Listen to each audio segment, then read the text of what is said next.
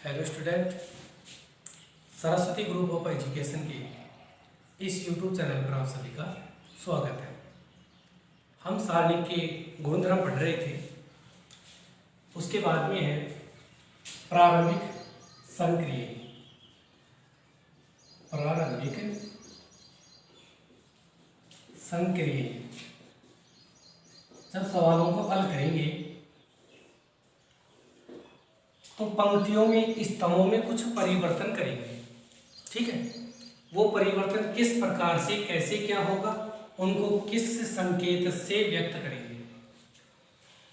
जैसे मान लो ये संकेत RI एक्सचेंज RJ, इसका मतलब क्या होगा कि जो IV पंक्ति है उसको JV पंक्ति से बदल दिया।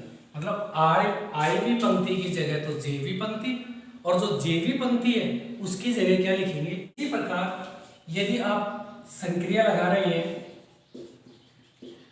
CI और CJ, इसको आपस में बदल रहे हैं, इसका मतलब है आप स्तंभों को आपस में बदल रहे हैं R2 और आप कर रहे हो 8R2।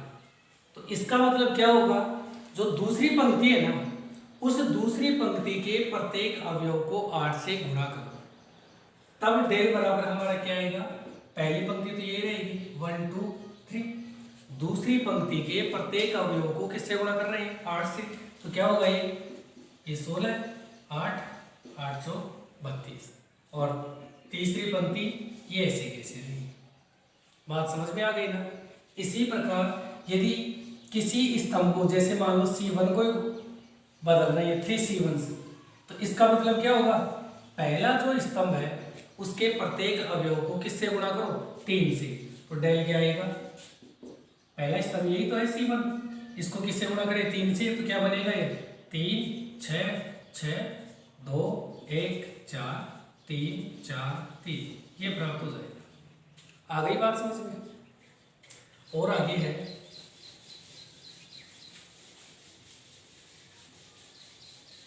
जैसे मान लो ये संक्रिया लगा रहे हो RI प्लस 2RJ, तो इसका मतलब क्या होगा, इसका मतलब है जो IV पंक्ति है उसके प्रत्येक अवयव में, IV पंक्ति के प्रत्येक अवयव में JV जो पंक्ति है, JV पंक्ति उसके संगत अवयवों को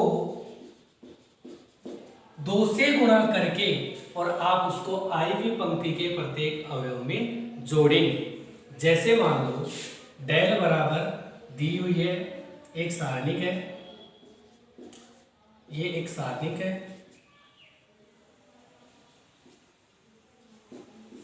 ठीक है, और आप संक्रिया लगा रहे हो आप R1, यानी पहली पंक्ति में संक्रिया लगा रही है और संक्रिया है R1 प्लस 2R2, ये संक्रिया है। तो इसका मतलब क्या होगा, जो पहली पंक्ति है उसके प्रत्येक अवयव में दूसरी पंक्ति के जो संगत अवयव है उनको 2 से गुणा करके जोड़ो, तब डेल बराबर क्या आएगा। पहली पंक्ति में परिवर्तन कर रहे हैं और क्या कर रहे हैं, R2 को 2 से गुणा करके जोड़ रहे हैं, इसका मतलब 1 प्लस R2 का इसके संगत 1 ही है, तो इसको 2 से मल्टीप्लाई करेंगे तो इंटू 1 ये हो जाएगा। इसी प्रकार ये 3 प्लस फिर वही 2 गुणा 2, फिर 2 प्लस 2 गुणा 4, यानी पहली पंक्ति में तो परिवर्तन कर रहे हैं। R1 का मतलब तो ये हो, R1 में परिवर्तन क्या कर रहे हैं, R1 में जोड़ रहे हैं किसको, R2 के जो संगत अवयव है उनको 2 से गुणा करके जोड़ रहे हैं। बाकी R2 और R3 में ये ऐसे कैसे रहेंगे, 1 2 4 3 1 5, और आपकी जो डेल है वो आ जाएगी 3 4 और 3 7 8 और 2 10 1 2 4 3 1 5। आ गई बात समझ में। तो जब इस सारणिक के अंदर, इस सारणिक में संक्रिया हम ये लगाई R1 प्लस 2R2, ये यदि संक्रिया लगाते हैं तो सारणिक निम्न प्रकार से ये प्राप्त होगी। आ गई बात समझ में? और ये जो तीन संक्रिया आपने पढ़ी है, इससे पहले दो पढ़ ली है, एक तो Ri और Rj को आपस में बदलना, और एक Ri में किसी अचर का गुणा करना, और एक ये संक्रिया। ये जो तीन संक्रियाएं हैं, ये जब हम सवालों को हल करेंगे, उदाहरणों को हल करेंगे, उस तब यहाँ पर ये जो तीन संक्रियाएं हैं, इनका प्रयोग करेंगे। आ गई बात समझ में? इसके बाद में है सारणिकों का गुणा कैसे किया जाता है।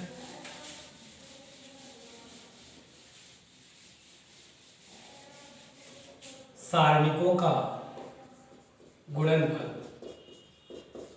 सारणिकों का गुणनफल। सारणिकों का गुणनफल दो प्रकार से करते हैं। पहला तो है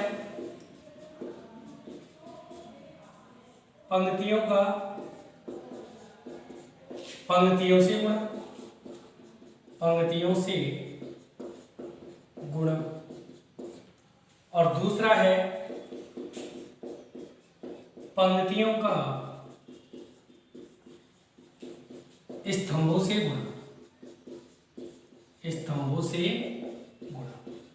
ये दो प्रकार है। जैसे मान लो हमारे पास सारणिक है, एक सारणिक है जिसके अवयव है A1 A2 B1 B2, ये है। दूसरी सारणिक है, अवयव है α1 α2 β1 β2, दोनों की दोनों सारणिक द्वितीय क्रम की सारणिक है, द्वितीय क्रम की सारणिक है। जब इन दोनों का गुणा करेंगे, पहला गुणा सीख रहे हैं पंक्तियों का पंक्तियों से गुणा। नंबर 1, पंक्तियों का पंक्तियों से गुणा, पंक्तियों से गुणा।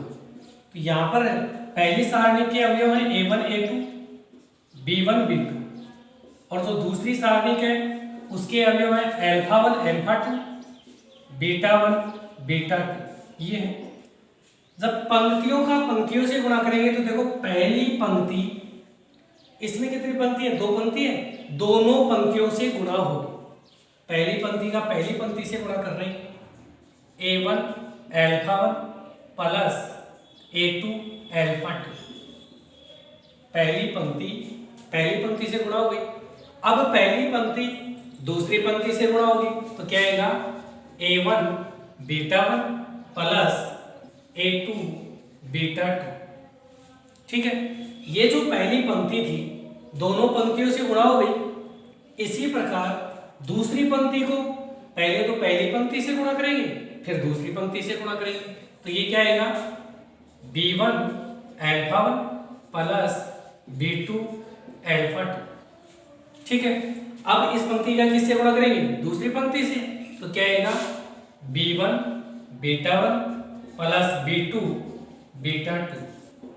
ये जो मान आया है, ये जो सारणिक आई है, ये सारणिक इन दोनों सारणिकों को पंक्तियों का पंक्तियों से गुणा करने पर प्राप्त हुई है, ठीक है।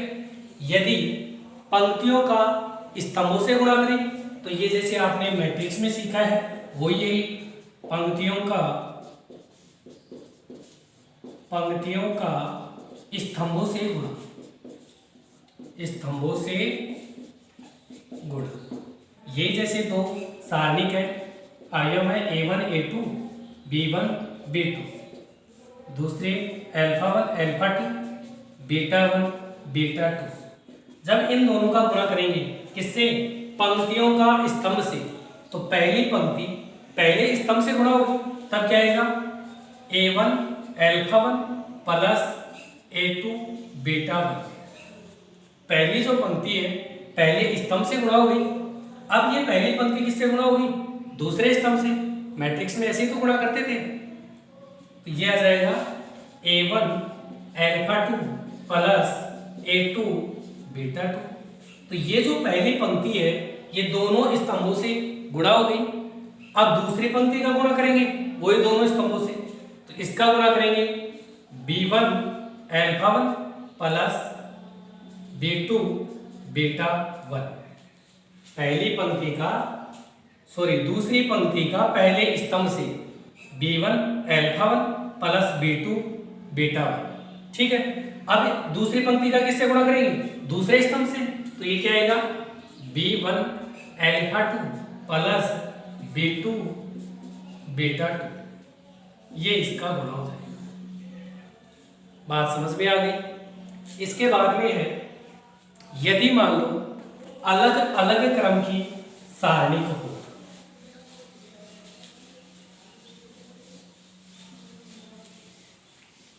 मैट्रिक्स में तो क्या होता था, जब ए मैट्रिक्स का बी से गुणा करते थे तो ये जो ए मैट्रिक्स है इसमें स्तंभों की संख्या बराबर होती थी किसके? बी में पंक्तियों की संख्या की।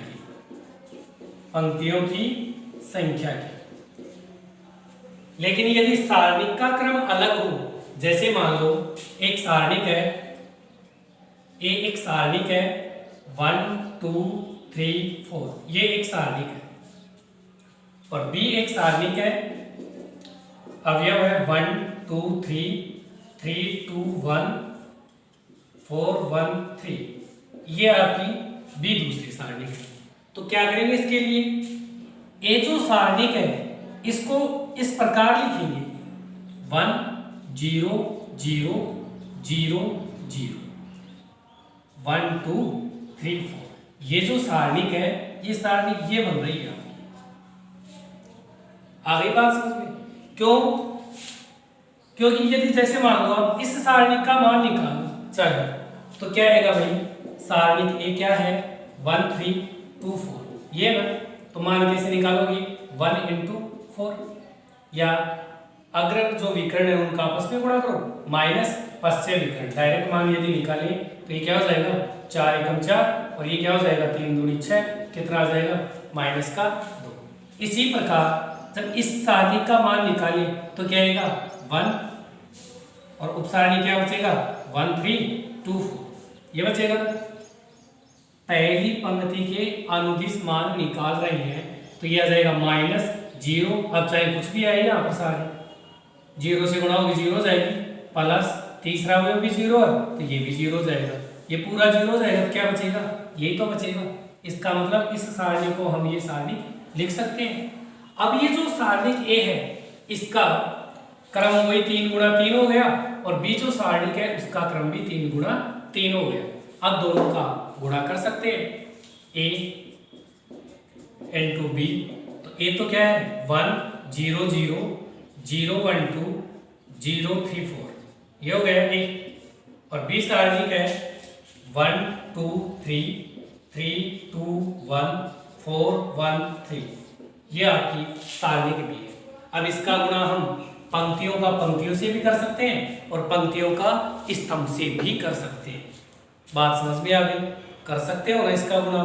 तो इसका गुणनफल यदि अलग अलग क्रम की दो सारणिक है तो उसको इस प्रकार निरूपित करके समान क्रम बना करके उसके बाद में गुणा कर दें। चाहे इसका मैट्रिक्स की तरह गुणा कर सकते हो आप, क्योंकि मैट्रिक्स में क्या करते हो? पंक्तियों का स्तंभ से गुणा करते हो।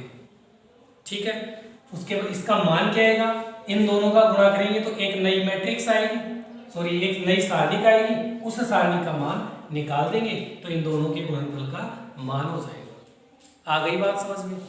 इसके बाद में है, अब हमारे उदाहरण शुरू होते हैं प्रश्नमाला 4.2 के। ठीक है,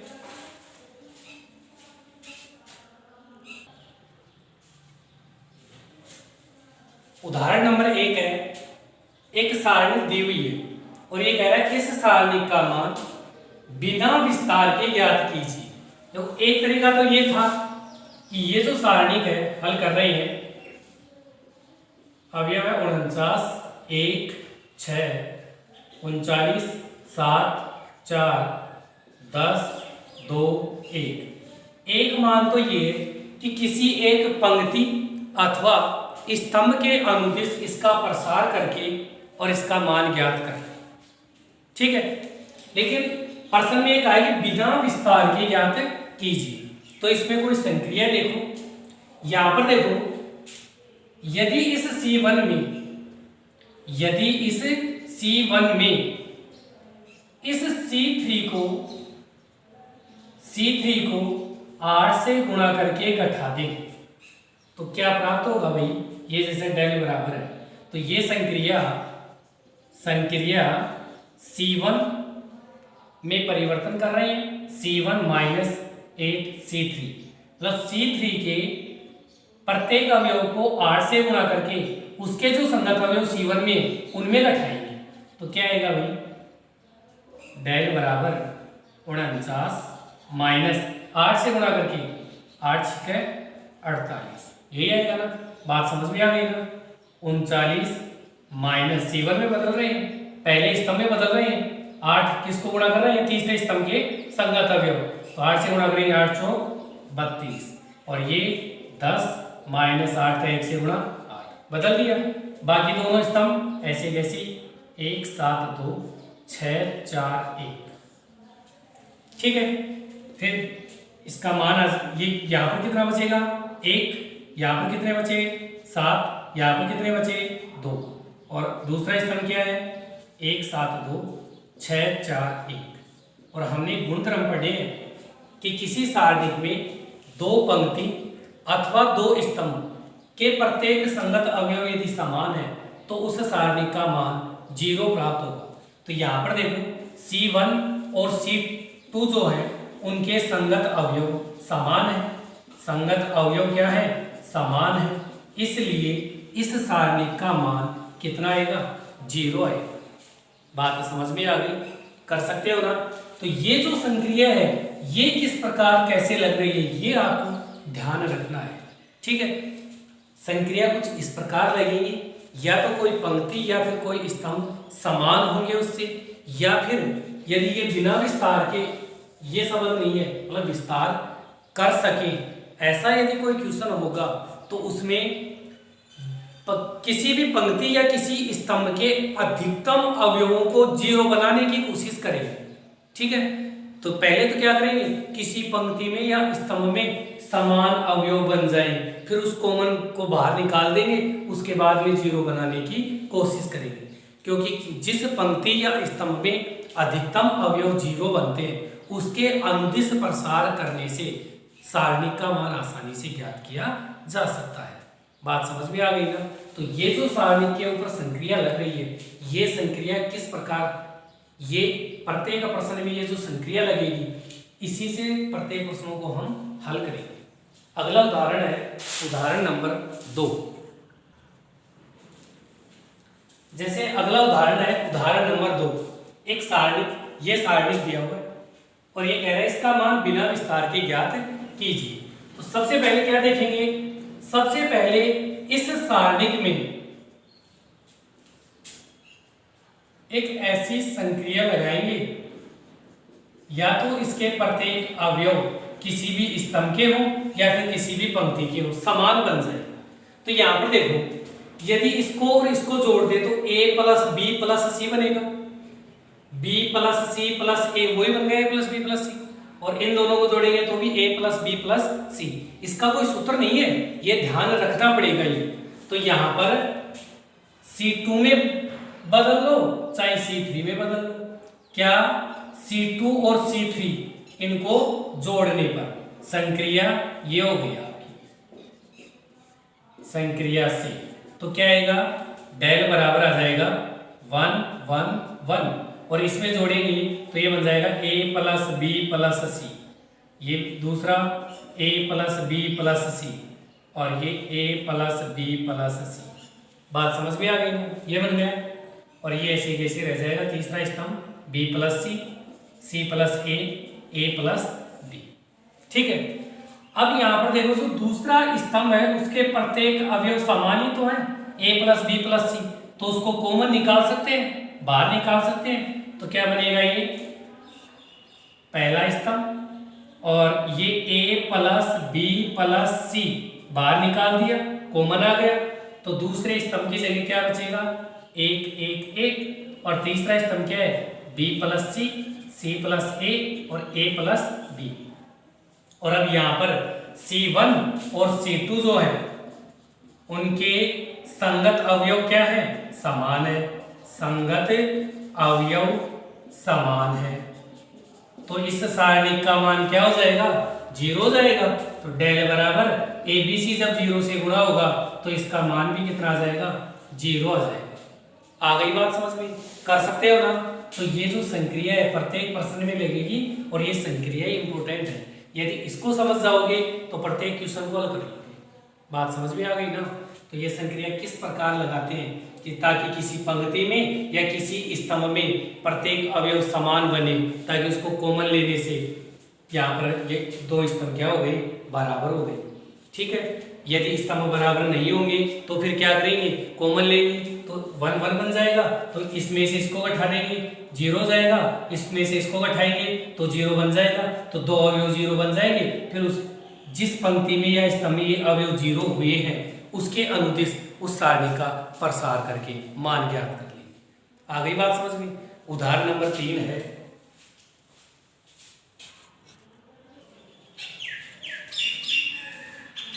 अगला उदाहरण है उदाहरण नंबर 3। एक सारणी दी हुई है और ये कह रहा है इसका मान बिना विस्तार के ज्ञात कीजिए। तो इसको हल करेंगे तो हमारी सारणी का है डेल बराबर a minus B, b minus C, c minus k, पहला स्तंभ है। दूसरा m minus n, n minus p, p minus n, और तीसरा स्तंभ है x minus y, y minus z, z minus x। इसका मान ज्ञात करना है।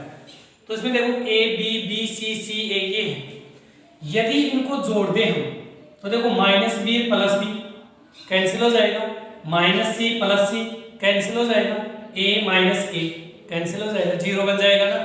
तो यहाँ पर R1 में R1 plus R2 plus R3 से ये संक्रिया लगा, तो डेल बराबर ये प्राप्त होगा, देखो a minus B plus B minus C plus R2 कर दिया plus R3 plus C minus a। प्रत्येक संगत अवयव में वैसे ही जुड़ेंगे, तो ये बन जाएगा m minus n plus n minus p plus p minus n, और तीसरे में x minus y plus y minus z plus z minus x, ये आ गया। और दूसरी पंक्ति b minus c, n minus p, y minus z, c minus a, p minus n, z minus x, ये आ गया। अब पहली पंक्ति में देखो a से तो a कैंसिल, b से b कैंसिल, c से c कैंसिल, क्या बच गए यहाँ पर 0। यहाँ पर भी कैंसिल हो जाएंगे, m से m, n से n, p से p, यहाँ पर x से x, y से y और z से z। तो डेल बराबर क्या बचेगा, पहली पंक्ति के अवयव क्या बचे 0 0, दूसरी पंक्ति b माइनस सी, n minus p, y minus z, और c minus a, p minus n, z minus x, ये आ गई। और हमने गुणधर्म पढ़ा है कि किसी भी पंक्ति अथवा किसी भी स्तंभ के प्रत्येक अवयव यदि 0 है तो उस सारणी का मान 0 प्राप्त होगा। तो इस सारणी का मान क्या आएगा, 0 आ जाएगा। बात समझ में आ गई ना, कर सकते हो ना। तो इस प्रकार आपको ये संक्रियाएं ध्यान रखनी है। ठीक है, अगला सवाल है प्रश्न नंबर 4। अगला उदाहरण है उदाहरण नंबर 4। सिद्ध कीजिए, ये सारणिक है और ये सिद्ध करना है। तो यहाँ पर देखो सारणिक दी हुई है, पहला स्तंभ, दूसरे स्तंभ के अवयव और तीसरे स्तंभ के अवयव, ये हो। ठीक है, देखो इसमें क्या सिद्ध करना है, x माइनस वाई, ये एक तरह से गुणनखंड के रूप में y माइनस जेड। तो यहाँ पर देखो x माइनस वाई इससे आएगा ना, x में y को घटाएं, यानी R1 में R2 को घटाने पर बन रहा है नहीं। बात समझ में आ रही है ना। तो यहाँ पर R1 में परिवर्तन कर सकते हैं। इसी प्रकार y माइनस जेड R2 में R3 को घटाने से आ रहा है।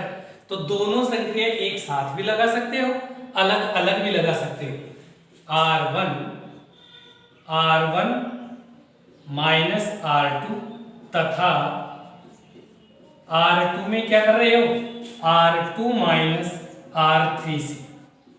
भाई अलग अलग करोगे तो 2 स्टेप, एक स्टेप और बढ़ जाएगी, ठीक है। और एक साथ करते हो, एक साथ में लगा सकते हो। तो ये क्या बनाएगा, R1 माइनस R2 कर रहे हैं, R1 माइनस R2, 1 माइनस 1 क्या है 0, x minus Y, X minus Y, X square minus Y square, यह है। लेकिन R2 में भी तो कर रहे हैं, R2 माइनस R3, ये संक्रिया तो लगा रहे हैं। तो इसमें से इसको घटाएंगे, 0 y माइनस जेड और Y square minus Z square, और R3 ऐसे कैसे रह जाएगी। आ गई बात समझ में। इसको आगे हल करें तो डेल बराबर पहला स्तंभ, दूसरा x minus Y, Y minus Z, Z. इसमें देखो A square minus B square बन रहा है, तो ये हो जाएगा x plus Y, x minus Y. और इसी प्रकार ये हो जाएगा y plus Z, y minus Z, और ये जेड स्क्वायर। ये आ गया। अब पहली पंक्ति में देखो x माइनस वाई कॉमन है, दूसरी पंक्ति में देखो y माइनस जेड कॉमन है। डेल बराबर x minus Y, Y minus Z बाहर निकाल दिया। पहली पंक्ति में जब x माइनस वाई बाहर निकलेगा तो यहाँ पर तो 0 बचेगा, यहाँ पर 1, और यहाँ पर माइनस वाला तो बाहर निकल गया, बचेगा क्या x प्लस वाई, ठीक है। इसी प्रकार दूसरी पंक्ति में y माइनस जेड बाहर निकल गया, तो ये 0, यहाँ पर 1, माइनस वाला बाहर निकल गया, और बचेगा क्या y प्लस जेड, और तीसरा ऐसे कैसे आ जाएगा 1 जेड जेड स्क्वायर। आ गई बात समझ में। अब यहाँ पर देखो पहला जो स्तंभ है उसमें 2 अवयव 0 है, तो ये जो सारणिक है इसका पहले स्तंभ के अनुदिश प्रसार करते हैं। तो क्या आएगा, प्रथम स्तंभ के अनुदिश प्रसार करने पर क्या आएगा, डेल बराबर x minus Y, Y minus Z, ये हो गया इनटू, ये क्या हो जाएगा 0 हो जाएगा ना, 0 जो भी सारणिक आएगा, ये 2 1 है, माइनस 0 सारणिक, और फिर प्लस 1, और सारणिक क्या बचेगा, ये छूट जाएगा ना 1 1 x प्लस वाई और y प्लस जेड, ये सारा ये आया। बात समझ में आ गई ना। ये सारणी की तो था, प्रथम स्तंभ के अनुदिश इसका मान निकाल रहे हैं तो यही तो बनेगा। तो ये आ जाएगा x minus Y, Y minus Z, ये तो पूरा 0 हो ही गया यहाँ तक, और इसको हल करेंगे, ये 2 गुणा 2 क्रम की हो गई, तो ये क्या आ जाएगी y प्लस जेड, इस ये विकर्ण माइनस ये विकर्ण माइनस माइनस ये विकर्ण आ जाएगा x प्लस वाई माइनस का, यह आ जाएगा। इसको आगे हल करेंगे, x minus Y, Y minus Z, Y plus Z minus X minus Y, y से y कैंसिल हो गया, क्या था डेल आर, यही तो था सारणी 1 1 1 x Y Z X square Y square Z square, और ये किसके बराबर बन गया x minus Y, Y minus Z और z माइनस एक्स, यही तो सिद्ध करना था। बात समझ में आ गई ना। तो इसको आप सिद्ध कर सकते हो। संक्रिया कैसे क्या लगाएंगे, इसमें x minus Y, Y minus Z कैसे बन रहा है, R1 माइनस R2 और R2 माइनस R3 से बन रहा है, इसलिए वो संक्रिया लगा दिया और इसका हल कर दिया। आ गई बात समझ में। ये सवाल आगे भी एक पर्सन के अंदर बनेगा ये, ठीक है। तो वहां पर इसको फिर दोबारा सिद्ध नहीं करेंगे, उसकी जगह ये मान रखते हैं x minus Y, Y minus Z, Z minus X. ध्यान से समझ लो इसको, जब अगले प्रश्न में आएगा ये तो उसकी जगह डायरेक्ट ये रखेंगे, इसको सोल्व नहीं करेंगे क्योंकि सोल्व करना तो आपको आ ही गया। बात समझ में आ गई ना। तो ये जो प्रश्न है 4.2 के उदाहरण है, निकालने की कोशिश करना, इन संक्रियाओं का ध्यान रखना विशेष, ठीक है। जो भी ये संक्रिया, यदि ये संक्रिया समझ में आ गई ना तो ये मान लो प्रत्येक क्वेश्चनों को आप आसानी से हल कर लोगे, ठीक है। धन्यवाद।